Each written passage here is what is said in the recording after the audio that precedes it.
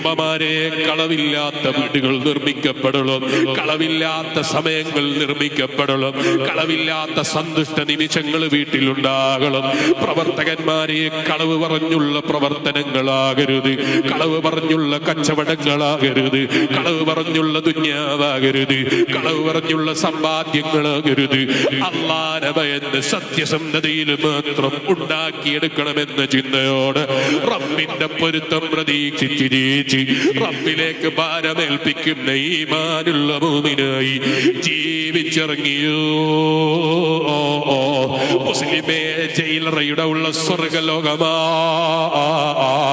ഒറ്റയ്ക്ക് കിടക്കുന്ന കിണറ്റിന്റെ ഉള്ളിലാണെങ്കിൽ പോലും, ആരുമില്ലാത്ത മരുഭൂമിയുടെ കിണറിൽ കിടക്കുന്ന സമയത്ത് പോലും നബിയുല്ലാഹി യൂസുഫ് അലൈഹിസ്സലാം ഒറ്റയ്ക്ക് കിടക്കുമ്പോ കിണറിന്റെ ഉള്ളിൽ വെളിച്ചം കിട്ടിയിട്ട് സ്വർഗം സമ്പാദിക്കാൻ കഴിഞ്ഞെങ്കിൽ